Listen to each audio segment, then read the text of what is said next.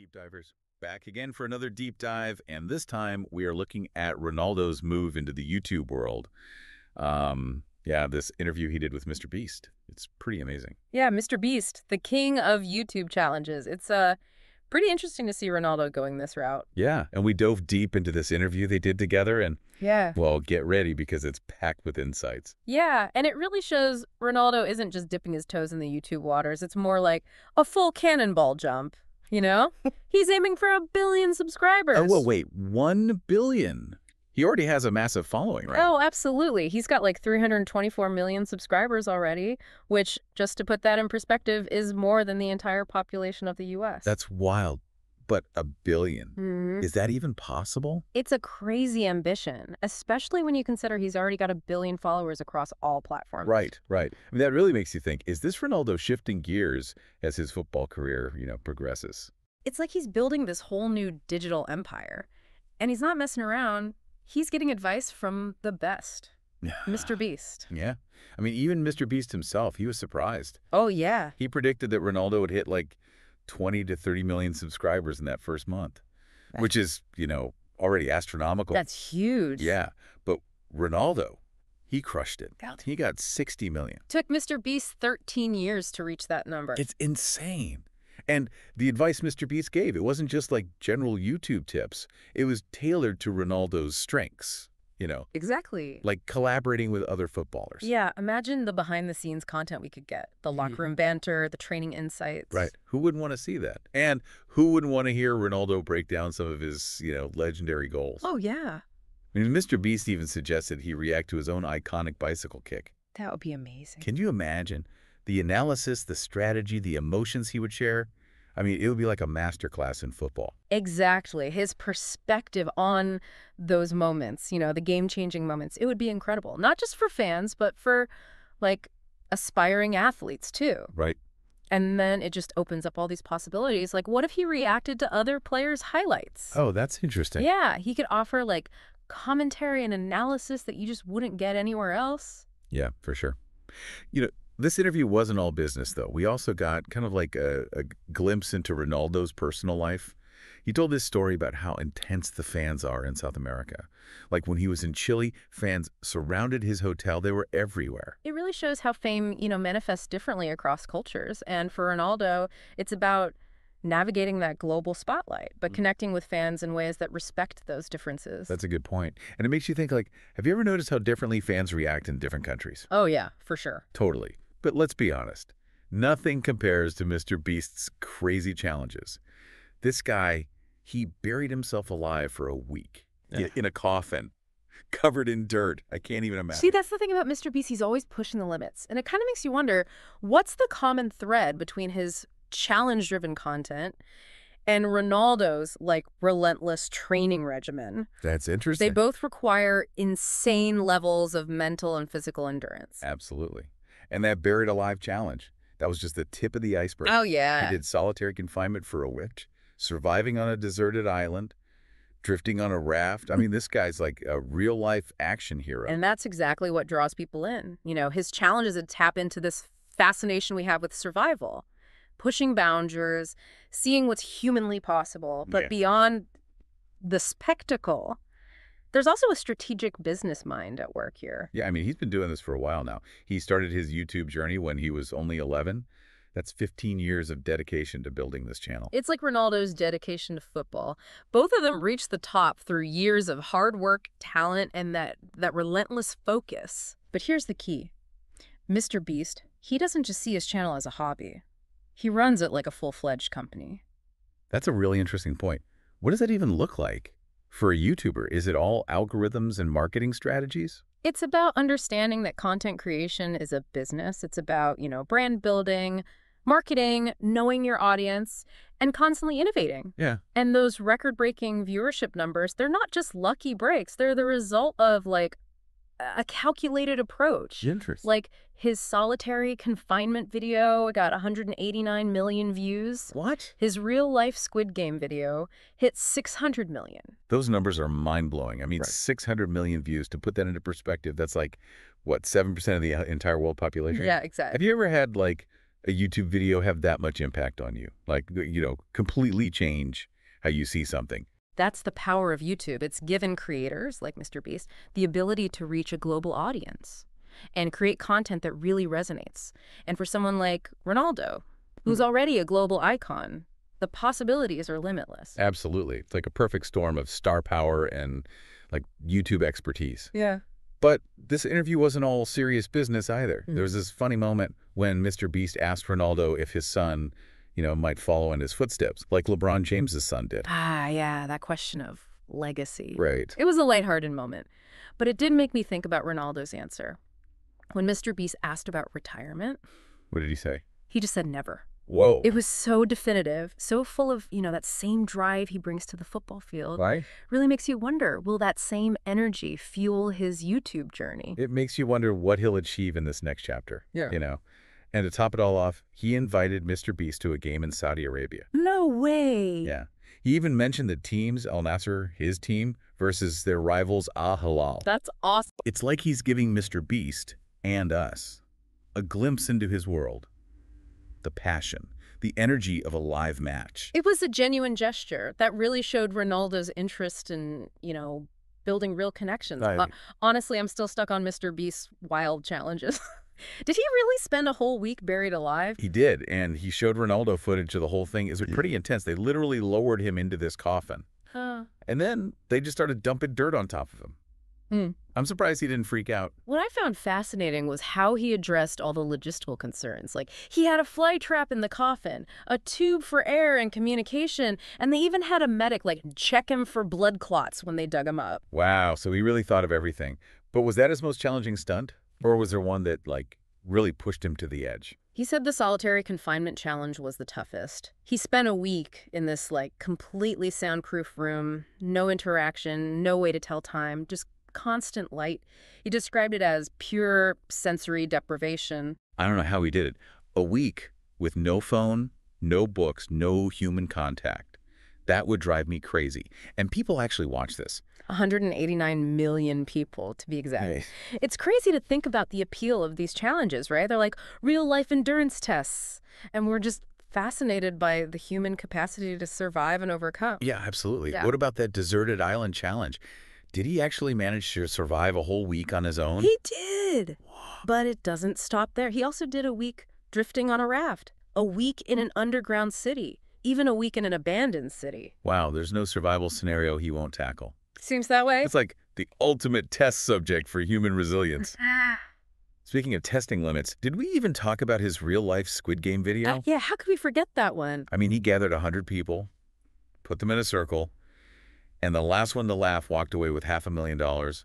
The tension, the strategy, the absurdity of it all. It was pure entertainment gold. And that video, it racked up 600 million views. It's insane. It's insane. That's like 1 out of every 14 people on the planet.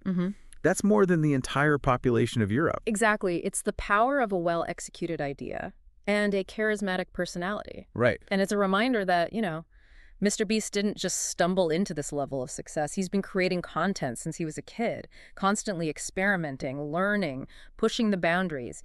He's put in the time, the effort, the dedication. So it makes Ronaldo's ambition to hit 1 billion subscribers seem almost achievable, doesn't it? Yeah, I mean, if Mr. Beast can build this massive empire from scratch, maybe Ronaldo can leverage his existing fan base and his football expertise to do the same. Yeah, it's a fascinating comparison. 2 individuals, both at the top of their respective fields, both driven by, this relentless pursuit of success.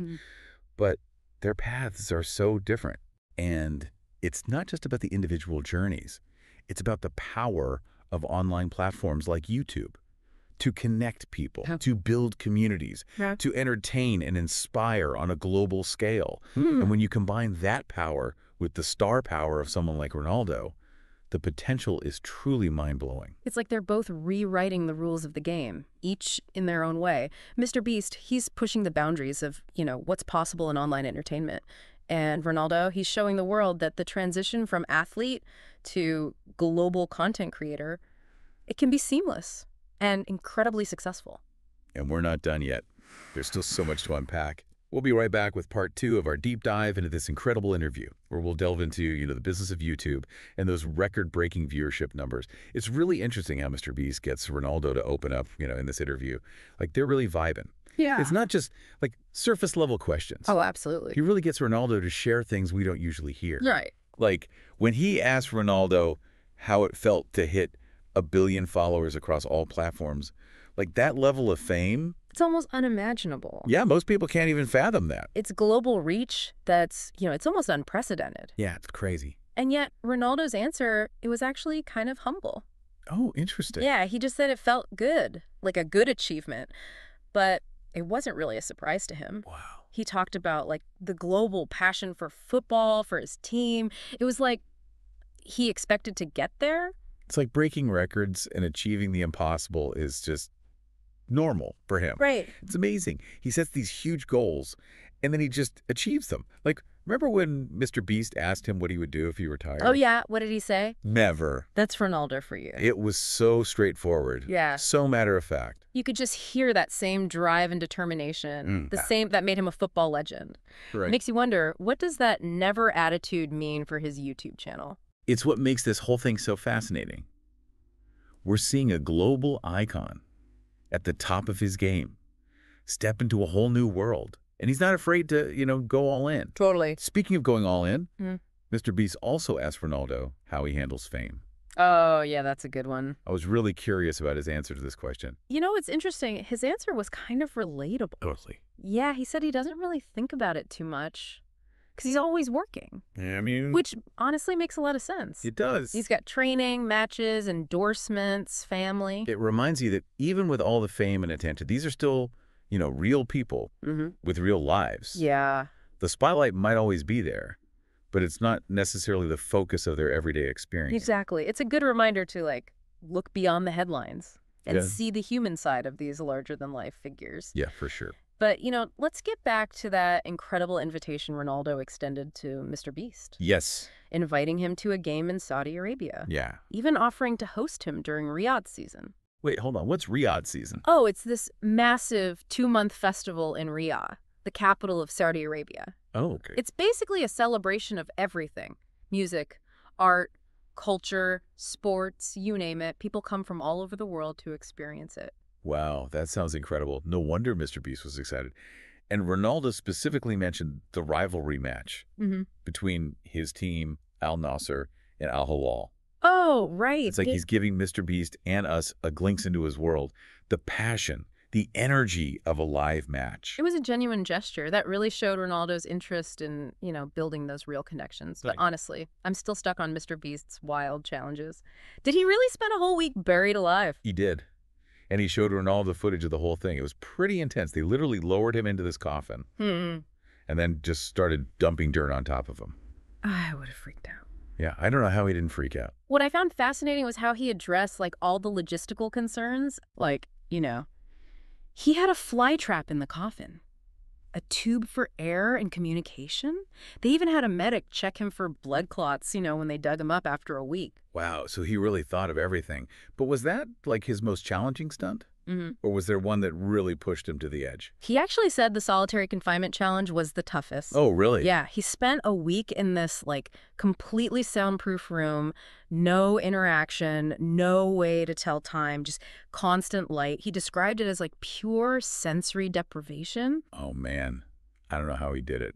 A week with no phone, no books, no human contact. It's intense. That would drive me crazy. And people actually watch this. Yeah, 189 million people, to be exact. Wow. It's crazy to think about the appeal of these challenges, right? They're like real-life endurance tests. And we're just fascinated by the human capacity to survive and overcome. Absolutely. What about the deserted island challenge? Did he actually manage to survive a whole week on his own? He did, but it doesn't stop there. He also did a week drifting on a raft, a week in an underground city, even a week in an abandoned city. It seems like there's no survival scenario he's not willing to tackle. He's like the ultimate test subject for human resilience. Right, he really is. Speaking of testing limits, did we even talk about his real-life Squid Game video? Oh, yeah. How could we forget that one? He gathered 100 people, put them in a circle, and the last one to laugh walked away with $500,000. Oh, I remember that. The tension, the strategy, the sheer absurdity of it It all. was pure entertainment gold. And that video, it racked up 600 million views. Insane. 600 million. That's like, what, 1 out of every 14 people on the planet? That's more than the entire population of Europe. Exactly. It's the power of a well-executed idea and a charismatic personality. Absolutely. And it's a reminder that, MrBeast didn't just stumble into this level of success. He's been creating content since he was a kid, constantly experimenting, learning, pushing those boundaries. He's really put in the time, the effort, the dedication. Right. It's inspiring. Mm-hmm. All right, so let's get back into this idea of MrBeast, treating his YouTube channel like a business. Yeah, exactly. What did he mean by that? Is it all, spreadsheets and marketing meetings and stuff? I think it's more about approaching content creation with a strategic mindset, Okay. like understanding the audience, building a brand, constantly innovating, all those business So principles. he's an entrepreneur, Yeah, but his product is entertainment. exactly. That's really fascinating. And his product is doing pretty well. If you look at those record-breaking viewership numbers, 70 million views in 24 hours Mhm. for that YouTuber Cube challenge. It's more than many TV shows get in an entire season. It's insane. And it really shows how, online platforms have completely changed the game. Right. Creators like MrBeast can reach a global audience in ways that were unimaginable just a few years ago. Yeah. It's like they've built their own media empires. Eh. And for Ronaldo, with his existing massive global fan base, it's like adding rocket fuel to an already speeding spaceship. Exactly. You combine Ronaldo's global star power with MrBeast's YouTube savvy, and you could create this content powerhouse unlike anything we've ever seen. Yeah, it's crazy to think about. Imagine the possibilities. Like, what if they collaborated on a challenge video? Ronaldo surviving on a deserted island with MrBeast. Mhm. Or taking on one of those crazy obstacle courses. That would be amazing. Right. Even if they don't end up, doing a challenge together. I think this interview gave us such a great glimpse into the minds of two incredibly driven individuals who are constantly pushing boundaries. It really did. And it left me with so many questions. Will Ronaldo actually hit that billion subscriber goal on YouTube? Will MrBeast keep, topping himself with even crazier challenges? Only time will tell. I know. But one thing's for sure, both Ronaldo and MrBeast, they know how to captivate an audience and leave us wanting more. That's what makes them true content kings. It's not just about the views of the subscribers. It's about, the connection, that spark that keeps people coming back for more. Absolutely. And it's also inspiring to see how they've, Right. leveraged their success to build something bigger than themselves. Right. MrBeast, with his philanthropy and his focus on giving back. Ronaldo, with his global brand and his commitment to inspiring young athletes. They're both using their platforms to make a real difference in the world. And that's a powerful message, Yes.